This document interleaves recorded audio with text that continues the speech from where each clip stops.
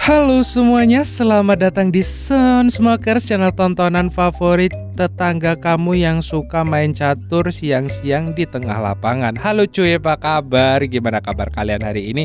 Semoga kalian tetap sehat, sentosa, baik dalam hubungan, baik dalam kehidupan. Semoga deh, amin, gua doain pokoknya. Oke deh, kali ini gue bakal nemenin kegabutan kalian lagi dengan dongengin kalian sebuah film yang berjudul The Mannequin, yang menceritakan tentang seorang pria jomblo yang punya kekuatan super untuk mengubah patung mannequin menjadi wanita cantik cuy. Waduh, gak kebayang gimana enaknya hidupnya. Daripada lama-lama mending saja langsung kita mulai tarik mon intro.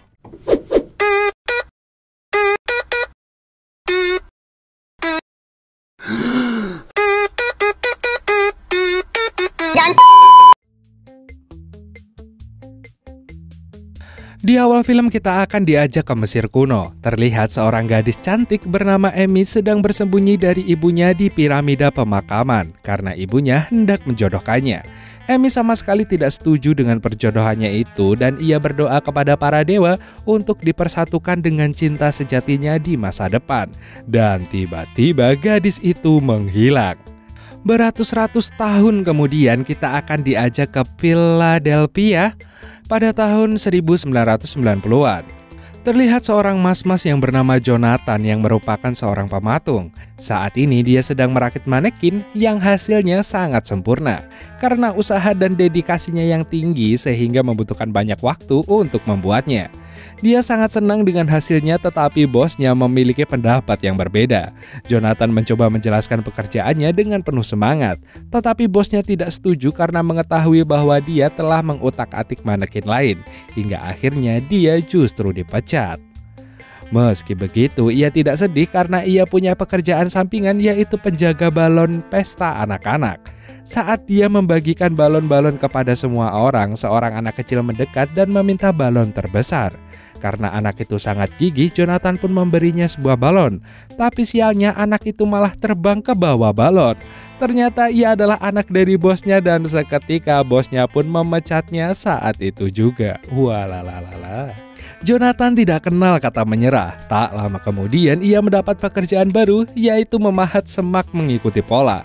Tetapi karena hasrat artistiknya terlalu tinggi, pahatan semak itu pun tak ada yang sesuai dengan pesanan. Malam harinya dia mengendarai sepeda motornya untuk menjemput pacarnya yang bernama Roxy di tempat kerja. Dan wanita itu bekerja di sebuah perusahaan besar dan outfitnya pun sangat mahal. Ketika Jonathan tiba, dia iri dengan temannya yang naik mobil. Dan dia juga berharap bisa makan malam di restoran mewah. Tetapi Jonathan gak mampu membelinya. Jadi Jonathan mengusulkan untuk jalan-jalan cantik aja di taman sambil makan es krim. Perlu kalian ketahui, bagi Roxy, status dan karir seseorang pria adalah hal yang sangat penting.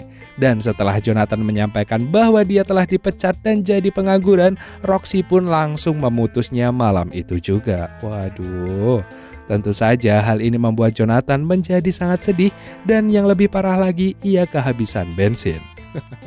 Sedih banget mas. Dengan lemah lesu gak berdaya, ia mendorong motornya. Hingga saat ia melewati toko pakaian ternama di kota itu, ia melihat ada manekin buatannya di jendela toko. Jonathan yang melihat itu pun merasa seperti seniman sejati. Tapi gak lama kemudian lampu jendela pun padam dan ia memutuskan untuk segera pulang. Namun ajaibnya motornya bisa menyala lagi dan sebelum ia pulang gak lupa ia mengucapkan selamat tinggal pada manekin buatannya itu. Keesokan harinya, Jonathan kembali ke toko yang ada manekin miliknya. Ternyata hari itu toko ini merayakan hari jadinya yang ke-100. Segera setelah itu pemilik toko yang ramah yang bernama Nyonya Claire tiba di sana. Tapi tiba-tiba seseorang tanpa sengaja menjatuhkan papan nama toko itu. Untung saja Jonathan segera menolong Nyonya Claire sehingga ia selamat dari kematian. Sebagai imbalan atas tindakan heroik ini, Nyonya Claire menawarkan untuk merekrut Jonathan bekerja di tokonya.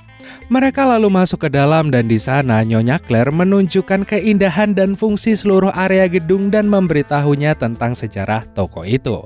Tokonya selalu buka tapi akhir-akhir ini toko itu selalu sepi. Kemudian ia dipertemukan dengan Mr. Richard, kepala dekorasi toko.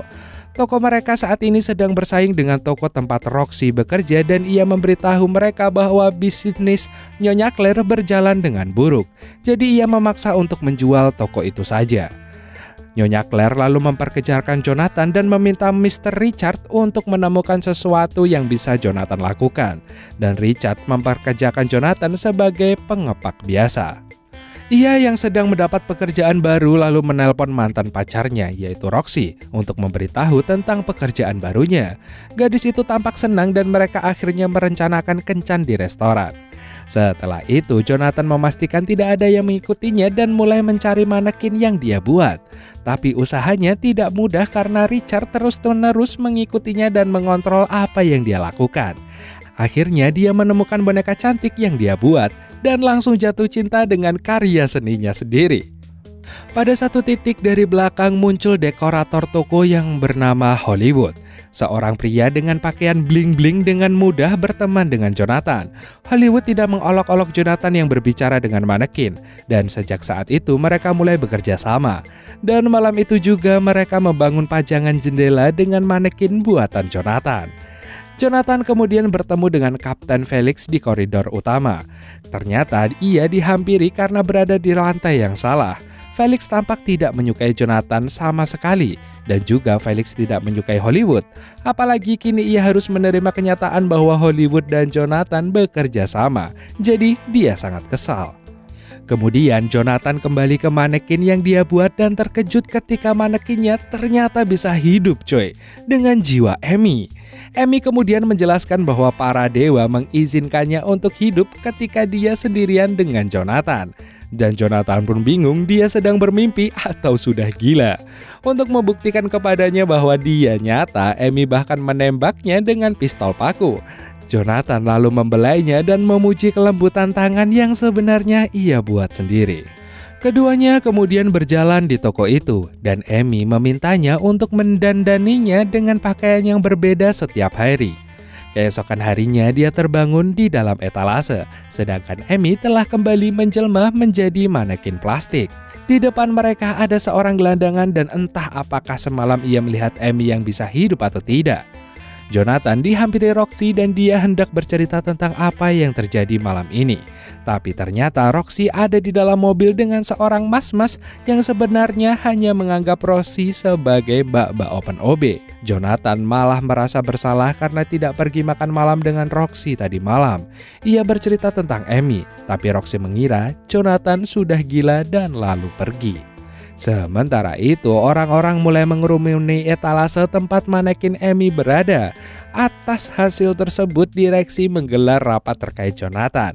Tuan Richard mengusulkan untuk memecat orang itu aja karena membuat perusahaan terlihat buruk dan tidak elegan.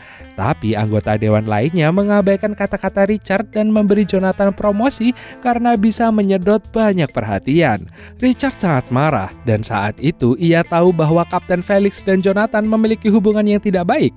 Ia meminta Felix untuk menjaga Jonathan dan kapten itu setuju dan bertanya apakah dia harus menulis laporan. Padahal dia tidak bisa menulis.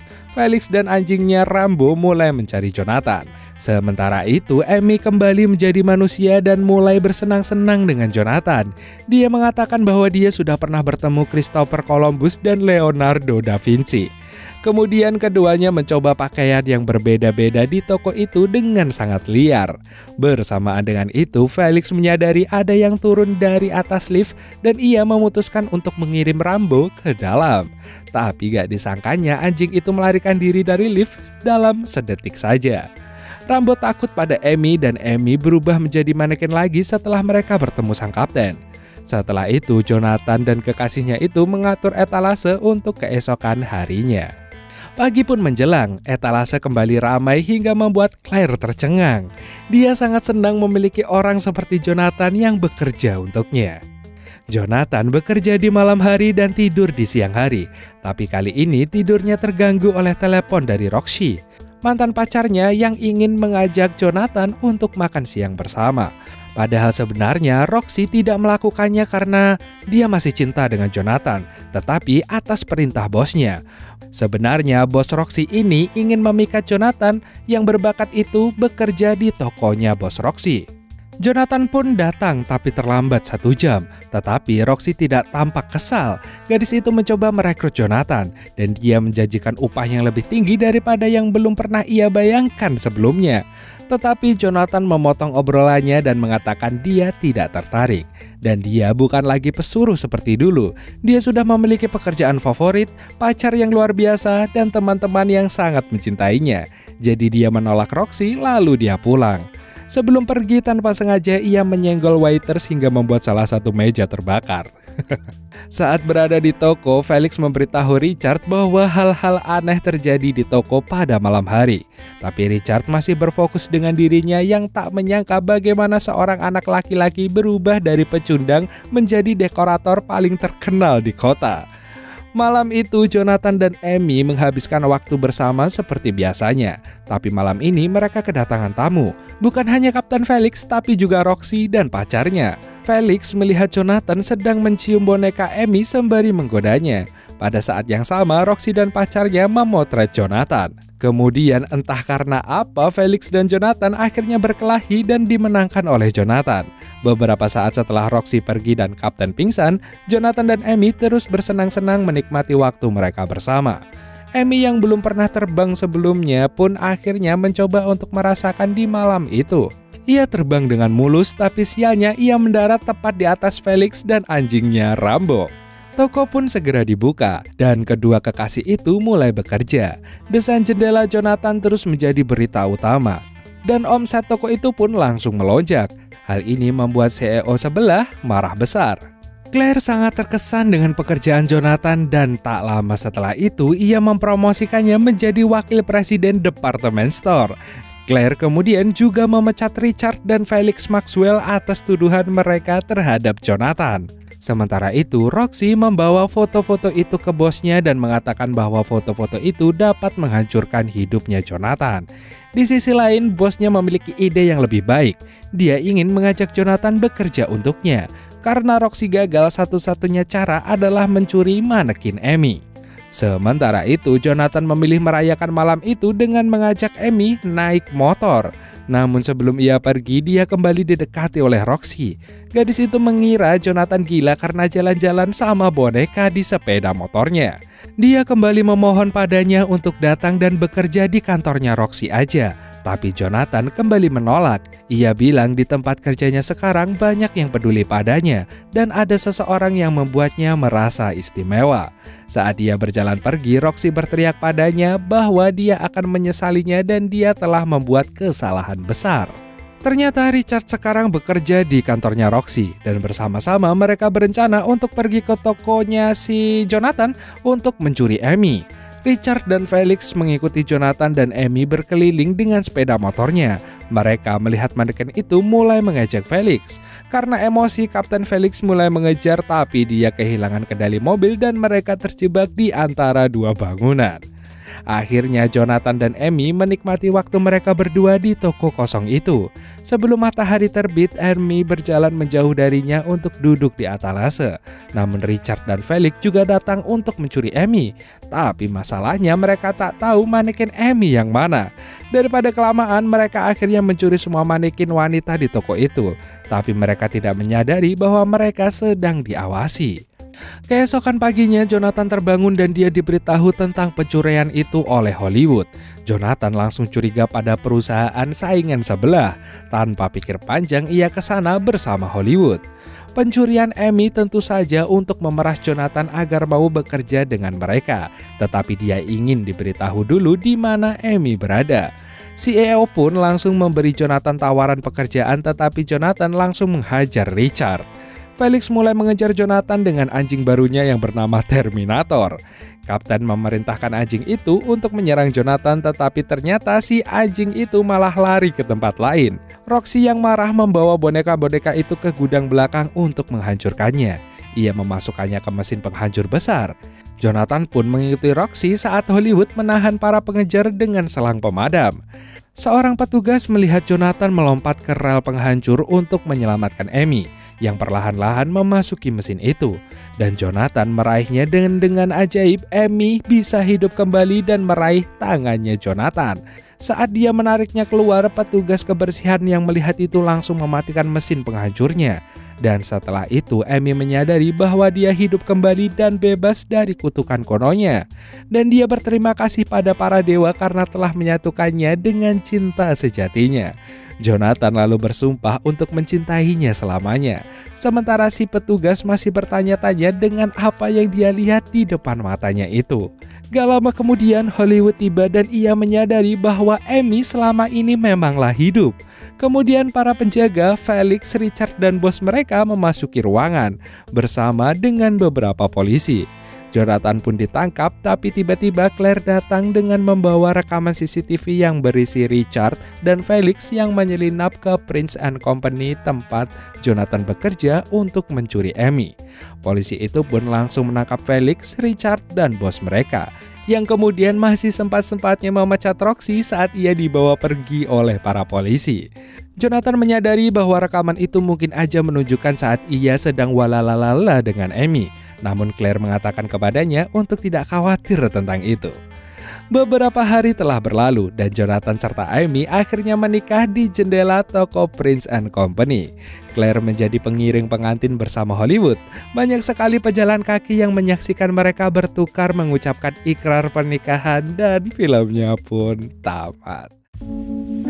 Anjir, happy ending cuy. Menikah sama boneka cuy. Jadi kalau gue bisa punya kekuatan kayak masih siapa tadi, Jonathan yang beruntung banget dapat boneka yang bisa hidup cuy, gue bakal milih boneka Dora mungkin. Gading. Jadi gimana menurut kalian tentang film ini? Seru nggak cuy? Soalnya film ini ada sequel keduanya cuy, yang berjudul Mannequin on the Road. Gue lupa namanya, Mannequin on the Way atau Mannequin on the Road. Ada sequel keduanya. Kalau mau dibikin juga tulis aja di kolom komentar. Jadi coba, mungkin kalian bisa coba mulai dari mengecek di rumah kalian ada boneka atau tidak. Siapa tahu boneka kalian sebenarnya bisa hidup. Cocok banget buat kalian yang jomblo-jomblo. Dan sekian dulu Emon kali ini. Terima kasih yang udah nonton video ini sampai akhir. See you next time dan dadah.